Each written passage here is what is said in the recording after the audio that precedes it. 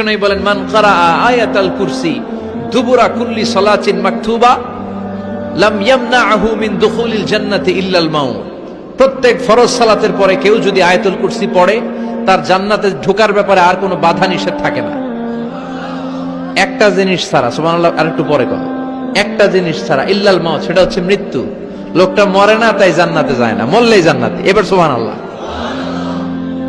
তাহলে প্রত্যেক ফরজ সালাতের পরে আয়াতুল কুরসি দরকার আছে না নাই? প্রত্যেক ফরজ সালাতের পরে সালাম ফিরিয়ে আওয়াজ করে পড়বেন আল্লাহু আকবার। 3 বার পড়বেন আস্তাগফিরুল্লাহ, আস্তাগফিরুল্লাহ, আস্তাগফিরুল্লাহ।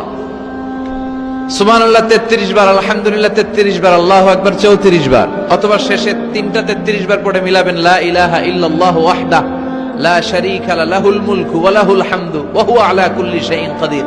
আরেক বর্ণনা একটু বাড়ানো হয়েছে, ইউহয়ী